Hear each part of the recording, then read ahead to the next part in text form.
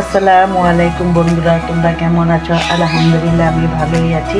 এখন আমি রান্না করব পালং শাক দিয়ে মুরগির মাংস রান্না করব। বন্ধুরা তোমরা আমার সাথে থাকো আর দেখো। তেল দিয়ে দেবো পরিমাণ মতো, দারচিনি, এলাচি, তেজপাতা,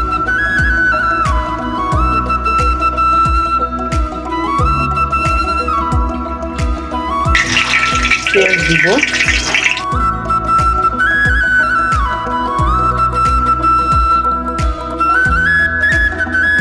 আপেল কাঁচামরিচটা আমি পরে দিয়ে দিব।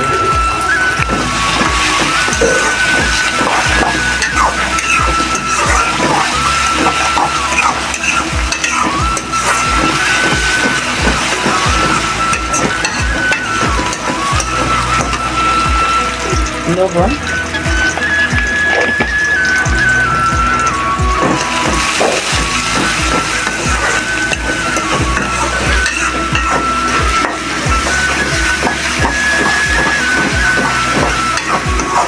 পরিমাণ মতন আদা, জিরা বাটা,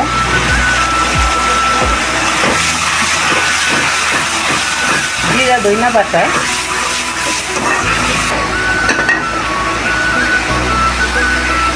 মরিচের গুঁড়া,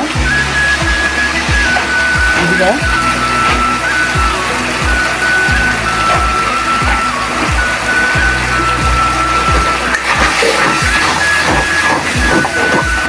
কষানোর জন্য পানি,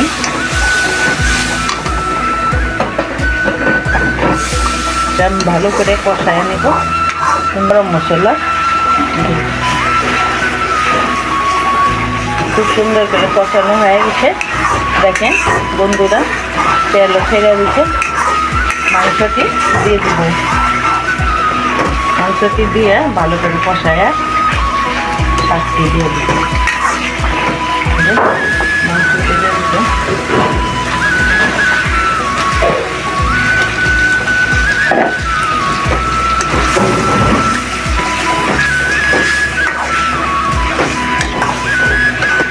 দিয়ে দেব।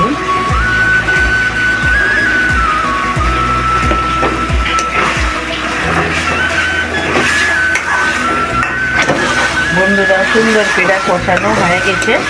দেখো এই যে উঠে গেছে তেল, খুব সুন্দর রান্না।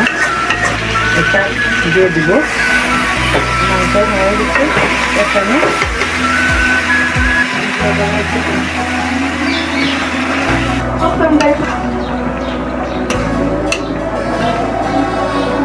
ঢেকে দেব। খুলে দেখবো কত পানি উঠে গেছে।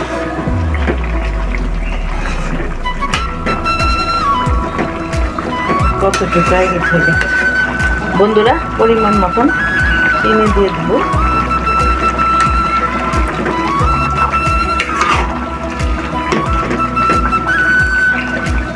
এখানে এক আটি পালং শাক কিছুক্ষণের জন্য রেখে দেব।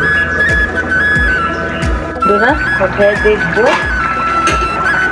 যে পালং শাক আর মুরগি দিয়ে রান্না হয়ে গেছে। এখন আমি পরিবেশন করব।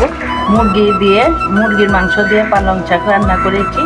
এখন আমার রান্নার সাথে এতক্ষণ থাকার জন্য ধন্যবাদ। আসসালামু আলাইকুম। ট্রাই করবি।